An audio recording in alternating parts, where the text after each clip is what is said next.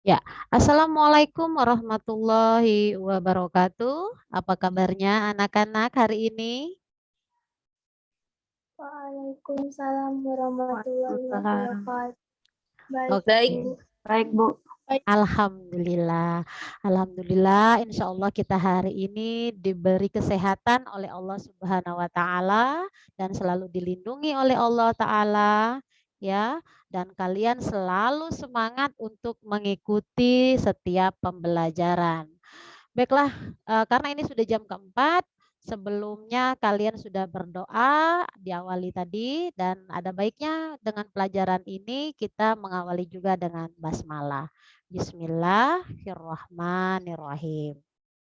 Oke, materi yang akan Bunda sampaikan hari ini itu tentang pengurusan jenazah ya. Bentar, Bunda share PPT-nya.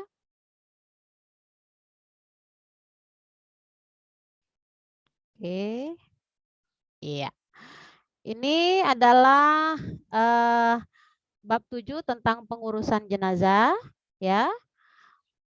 Bagaimana materinya dan bagaimana juga penjelasannya akan Bunda jelaskan melalui PPT ini. Silakan kalian perhatikan ya. Oke. Adapun untuk kompetensi dasarnya, ini dapat dilihat kalian diharapkan dapat menganalisis pelaksanaan penyelenggaraan jenazah. Sedangkan untuk kompetensi keterampilannya, itu kalian mampu menyajikan prosedur penyelenggaraan jenazah. Ya. Untuk materi ini, dalam seputar kematian, itu dijelaskan dalam penyelenggaraan jenazah adalah pengurusan jenazah seorang muslim dan muslimat dengan cara memandikan, mengkafani, menyolatkan, dan menguburkan. Dalam pengurusan jenazah ini, hukumnya adalah fardu kifayah. Apa itu fardu kifayah? Yaitu jika sebagian kaum muslim yang sudah melaksanakan, maka kaum muslimin yang lainnya tidak terkena kewajiban dan dosa. Malah sebaliknya, ya, jika ada muslimin yang tidak ada atau tidak mau melaksanakannya, maka seluruh kaum muslimin yang mengetahui kejadian ini akan mendapatkan dosa. Tuh, ya.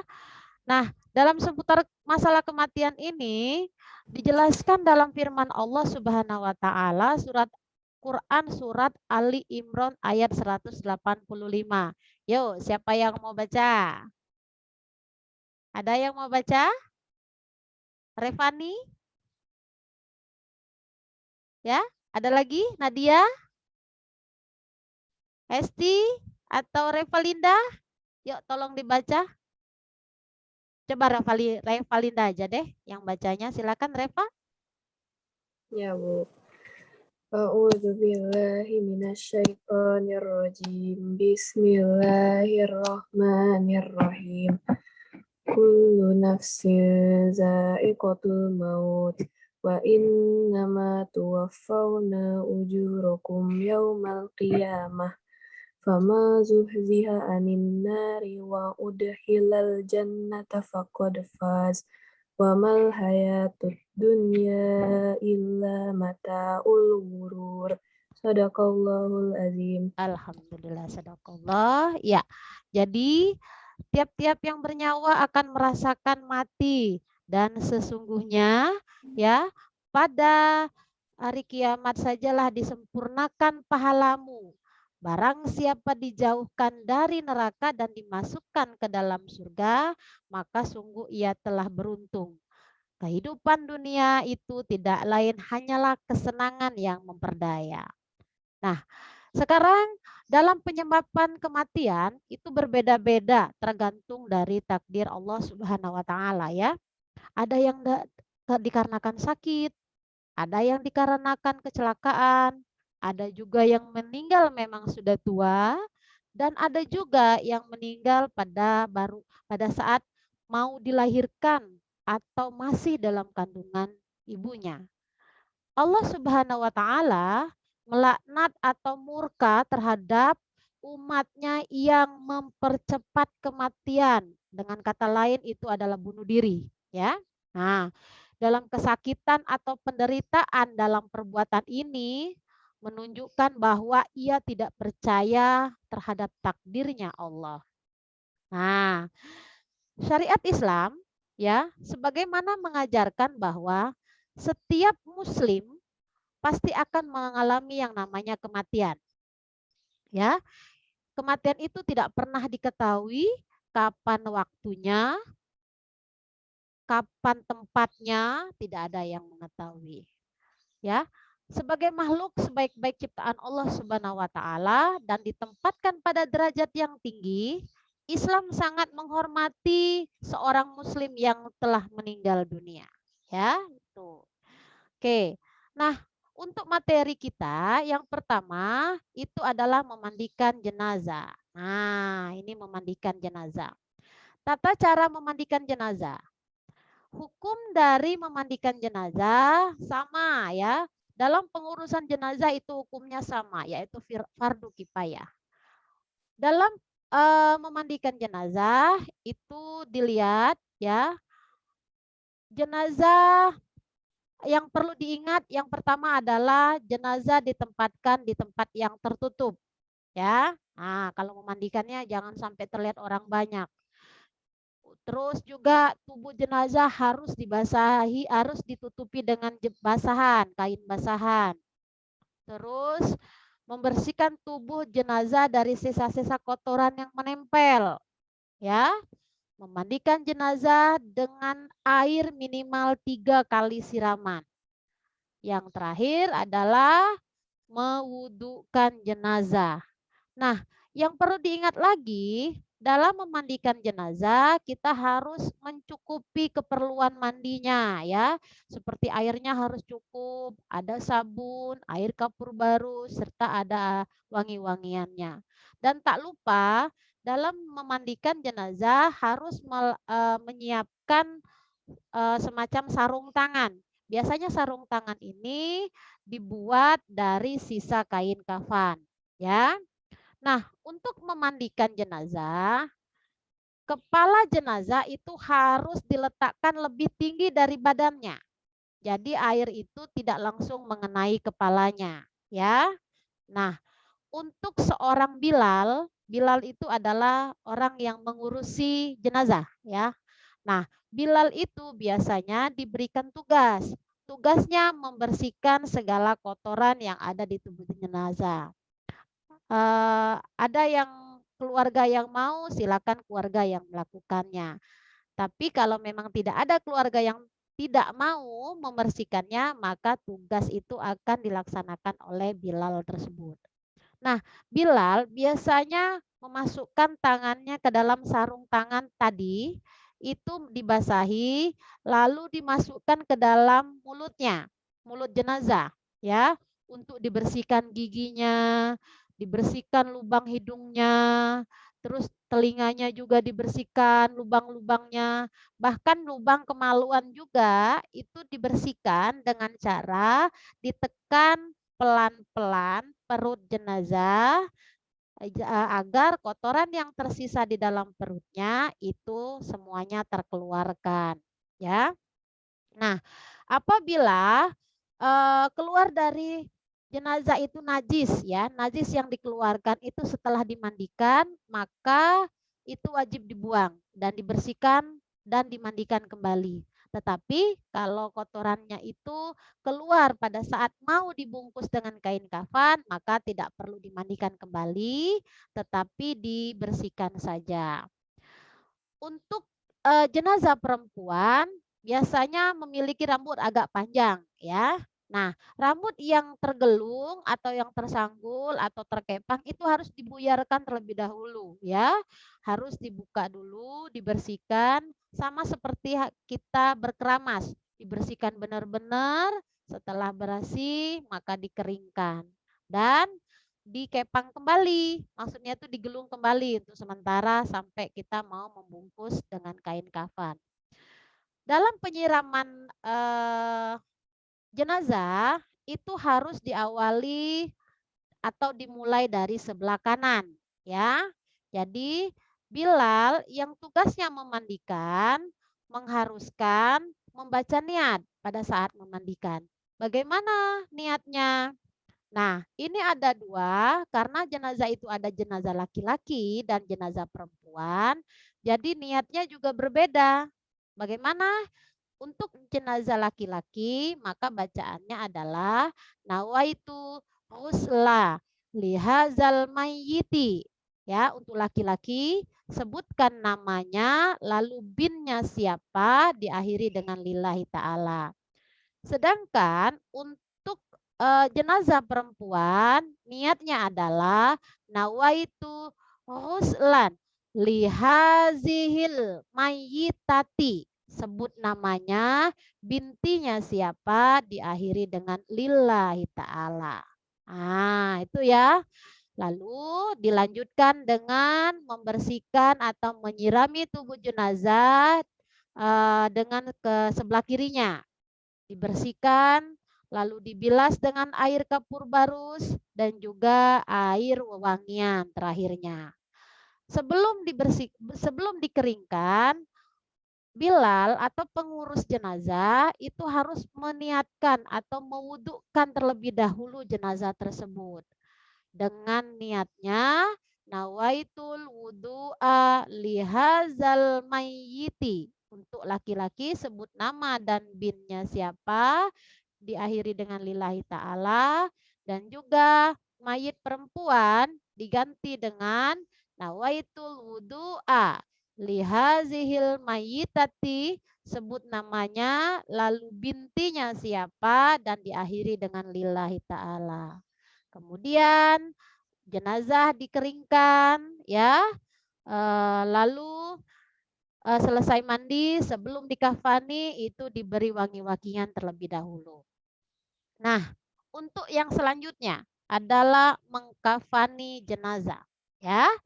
Mengkafani jenazah sama ijma para ulama tentang hukumnya ada tetap fardu kifayah. Ya, sedangkan kadar wajib kain kafan di sini ada dua versi. Ya, dua versi pendapat. Yang pertama, minimal kain kafannya itu hanya untuk menutup aurat saja. Ya, ingat aurat perempuan seluruh tubuh kecuali wajah dan telapak tangan. Dan untuk eh, aurat laki-laki hanya dari pusar sampai ke maksimal mata kaki atau minimal ke lutut. Itu aurat laki-laki. Nah, untuk versi yang kedua, kain kapan itu minimal satu helai kain yang menutupi seluruh tubuhnya. Ya, seluruh tubuh jenazah. Lalu disunahkan dalam kain kapan itu adalah minimal jumlahnya. Jumlahnya untuk laki-laki itu minimal 3 helai. Ya, 3 helai maksudnya 3 bungkus ya. Untuk wanita atau perempuan itu minimal 5 helai. Nah, ya. Dan warna kain kafan itu disunahkan berwarna putih. Nah, untuk mengafani jenazah. Nah, di sini ada ketentuan dalam mengafani jenazah ya. Yang pertama adalah membentangkan kain kafan sesuai dengan ukuran tubuh jenazah. Nah, adapun tata cara mengkafani jenazah dan memotong-motong kain jenazah, kain kafannya itu nanti akan Bunda jelaskan secara terperinci pada saat pertemuan berikutnya. Ya. Yang kedua, ketentuan dalam mengkafani adalah menutup lubang tubuh jenazah dengan kapas. Apa saja lubangnya? Ya, maaf ngomong, itu adalah kemaluan. Ya, ada lagi telinga yang harus ditutup. Nah, ada juga yang menutup hidungnya, ada. Tapi kalau ada yang tidak enak ngelihatnya ya ditutup di hidung sini, nggak apa-apa, nggak bisa ditutup. Lalu yang ketiga itu adalah menutup seluruh tubuh jenazah dengan kain kafan. Itulah yang sering disebut orang adalah kain pocong ya. Itu kain kafan itu ditutupi untuk menutupi tubuh jenazah. Lalu Nah, itu tadi 3 lapis kain jenazah untuk laki-laki dan 5 lapis untuk jenazah perempuan, ya. Oke, lanjut. Nah, ini ada alat-alat untuk mengkafani mayat atau jenazah, ya. Di sini ada kain kafan minimal 12 meter, ya. Terus kapas secukupnya, kapur barus, kayu cendana, sisir, ya. Terus tempat tidur atau meja untuk membentangkan kain kafan yang sudah dipotong-potong, ya. Nah, sekarang kita lanjut ke mensolatkan jenazah. Nah, tetap sama hukumnya mensolatkan jenazah itu fardu kifayah, ya. Nah, di sini ada yang namanya syarat sah solat jenazah. Jenazah harus dimandikan terlebih dahulu, lalu dikafani, lalu jenazah dihadapkan ke kiblat, ya, dan berada di hadapan orang yang akan menyolatkannya. Nah, di sini posisi posisi imam pada saat menyolatkan jenazah, kalau dia jenazahnya laki-laki, maka posisi imam itu berada berdiri lurus. Ya, berdiri lurus itu di depan atau searah dengan kepala jenazah tersebut. Itu kalau jenazahnya laki-laki. Kalau jenazahnya perempuan, itu posisi imamnya berada di pertengahan lambung atau perut jenazah. Nah, itu posisi imamnya pada saat menyolatkan jenazah, ya. Nah, di sini ada rukun sholat jenazah. Nah, rukun sholat jenazah itu ada niat, berdiri bagi yang mampu, nanti ada 4 kali takbir, membaca Fatihah, sholawat, serta nanti adanya doa, ya. Nanti kita caranya Bunda tunjukkan. Tata cara menyolatkan. Nah, di sini tadi membaca niat, takbir pertama, ya. Di sini kalau takbir pertama itu membaca Al-Fatihah. Lalu takbir kedua itu membaca sholawat Nabi. Nah, takbir ketiga membaca doa. Lalu takbir keempat itu adalah doa juga.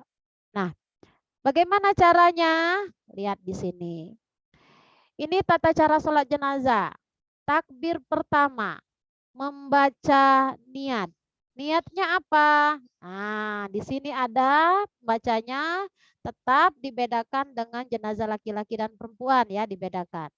Nah, untuk jenazah laki-laki, usolli ala hazal mayyiti arba'a takbiratin fardol kifayah imaman atau makmuman lillahi ta'ala. Itu untuk jenazah laki-laki. Kalau dia jenazahnya perempuan diganti.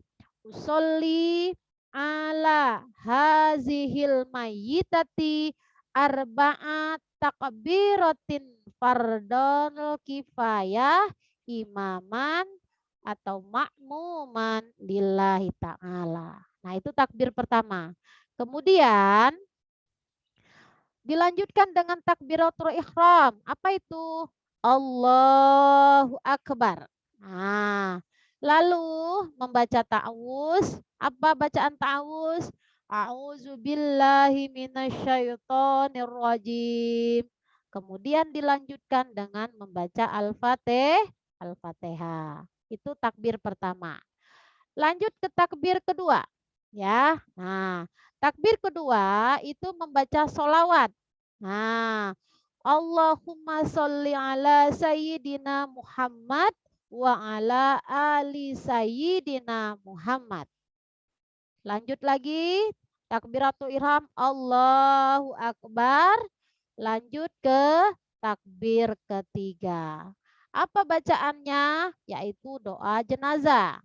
Nah, bacaannya adalah Allahumma firlahu warhamhu wa'afihi wa'fu anhu wa akrim nuzulahu wa wasi' madkhalah. Nah, itu bacaan doa jenazah. Lalu dilanjutkan lagi dengan ya takbir ketiga, Allahu Akbar. Nah, lanjut ke takbir keempat, itu membaca doa yang terakhir. Ya, apa bacaan doanya? Nah, Allahumma la tahrim najrohu wa la taftinna ba'dahu wa ghafir lana walahu. Lanjut ditutup dengan salam. Ya, salam kanan, salam kiri. Nah, itu adalah sholat jenazah, tata cara sholat jenazah. Lanjut ke mengubur. Nah, ya, dalam mengubur jenazah ada ketentuannya, ya. Apalagi ukuran panjang, lebar kuburan serta kedalaman liang kubur itu sudah ditentukan. Berapa ketentuannya? Panjang liang kubur itu adalah panjang jenazah, ukur dulu jenazahnya. Ukur jenazahnya berapa, lalu dilebihkan 1 jengkal jari. Bagaimana 1 jengkal? Nih, 1 jengkal ya, ini 1 jengkal namanya. 1 jengkal jari ini ditambahkan atau dilebihkan ukurannya. Kalau misalnya panjang jenazahnya 150, dilebihkan sejengkal. Ya, nah itu. Terus kedalamannya. Kedalamannya itu paling dalam itu sedalam 2 meter atau 200 cm atau minimal 150 cm atau 1,5 meter. Nah, itu untuk kedalaman. Sedangkan lebarnya itu rata-rata manusia itu adalah 80 cm ya, 80 cm untuk lebarnya. Nah, ketentuan mengubur jenazah tadi di sini adalah yang pertama membuat liang kubur. Sudah ya tadi ukurannya berapa-berapa. Lalu memasukkan jenazah dengan mendahulukan bagian kaki. Nah, ya. Setelah memasukkan bagian kaki, nah posisi jenazah itu miring, ya. Miring kemana? Miring ke kanan, membujur ke utara, wajahnya menghadap kiblat. Nah, ya. Lalu diberi gumpalan tanah yang jumlahnya ganjil agar posisi jenazahnya tidak terbalik. Ah, ya, karena dia sudah posisinya miring. Nah, membaca doa saat memasukkan jenazah ke liang lahat. Nah, doanya tidak panjang, yaitu Bismillahi wa ala millati Rasulillah. Nah, Bismillahi wa ala millati Rasulillah. Itu saja. Ya. Terus di sana adalah meletakkan tanah yang dibulatkan tadi berjumlah ganjil, melepaskan tali-tali pengikat jenazah, menutup liang lahat dengan papan atau kayu dan ditimbun dengan tanah. Nih, ada sedikit ininya, caranya. Tuh. Ya, yang mana? Yang melepas tali pengikat. Nih, tali pocong ini harus dilepas. Enak ya? Wajahnya harus dilihatkan, dibuka dan mengenai tanah. Di bawah kepalanya dikasih batu atau tanah. Ini batu enggak ya? Biasanya tanah ya. Tanah yang sudah digumpal-gumpal menyerupai sebagai bantalnya. Terus kain kapan di pipinya itu hendak dibuka. Oh, dibuka. Nah, ini arah kiblat ya. Di bagian belakang mayat hendaklah dikasih tanah tadi, tanah gumpalan tadi yang sudah dibentuk dan berjumlah ganjil supaya dia tidak terbalik ya, tidak terbalik ke belakang. Tali pocong harus dibuka, tali-tali pengikat jenazah juga harus dilepaskan. Tapi nggak boleh dibawa keluar, harus tetap masuk di dalam kuburnya ya, itu. Nah, lalu ditutup dengan papan, ditimbun dengan tanah sampai setinggi sejengkal dari permukaan tanah. Lalu biasanya dikasih tanda ciri khas ya atau batu nisan biasanya untuk mempermudah bagi keluarga saat berziarah. Oh ya, sini. Oke. Nah, sekarang itu adalah takziah. Takziah ini adalah berkunjung. Kalau kita bahasa kita adalah ngelayat ya nak ya. Takziah adalah berkunjung kepada keluarga yang meninggal dunia. Itu hukumnya sunnah ya. Bahkan bisa menjadi wajib apabila jenazah tersebut tidak ada yang mengurusnya. Nah, takziah ini sebaiknya dilakukan sebelum jenazah dimakamkan agar dapat membantu pengurusan jenazah, paling tidak menyolatkan dan mengantarkan jenazah ke makamnya. Itu yang namanya takziah ya. Nah, untuk ziarah kubur. Nah, di sini ada adab ziarah kubur ya. Adabnya harus yang pertama harus niatkan. Niatkan hanya kepada Allah Subhanahu wa taala. Terus pakaian juga harus menutup aurat ya. Terus kita harus mengucapkan salam kepada penghuni kubur karena kita tidak tahu bahwasanya di pemakaman itu, tempat pemakaman itu adalah perumahan, perumahan bagi orang yang sudah meninggal ya. Jadi kita selaku yang masih hidup wajib menyapa dalam arti memberikan salam ya. Assalamualaikum ya ahlil kubur. Gitu ya. Terus tidak boleh menginjak-injak dan duduk di atas makam sembarangan. Ya, kalaupun kita ingin membaca Yasin, minimal kita dalam hati ngucap, permisi, saya numpang duduk. Nah, gitu. Boleh, nggak apa-apa ya. Nah, tidak boleh meludah. Bahkan mau buang air kecil juga tidak boleh ya. Dan membuang sampah di atas makam. Dan satu lagi yang perlu diingat, kita tidak boleh minta tolong kepada penghuni kubur. Karena penghuni kubur malah minta kita yang membacakan doa untuknya. Agar dia diampunkan dosanya, dilapangkan kuburnya. Ya, itu biasanya kita mendoakannya. Oke, kalau begitu untuk materi kita sudah Bunda jelaskan ya. Itu ya tentang pengurusan jenazah, baik memandikan ataupun mengafani, terus menyolatkan dan menguburkan jenazah. Nah, setelah itu bagaimana? Ada yang bisa apa namanya tuh untuk menjelaskannya kembali? Bunda tunggu ya. Untuk tugas sudah Bunda tuliskan di Google Classroom. Silakan kalian tulis dan jangan lupa untuk dikirimkan kembali di Google Classroom. Oke? Oke. Terima kasih anak-anak. Hari ini untuk penjelasannya Bunda cukupkan sekian. Insya Allah kita selalu diberi kesehatan dan ingat jaga selalu kesehatan. Ya, jangan lupa 5M-nya dalam masa pandemi seperti ini. Insya Allah kita ketemu kembali ke virtual berikutnya ya untuk pembahasan materi kita hari ini. Oke, bagaimana? Cukup ya?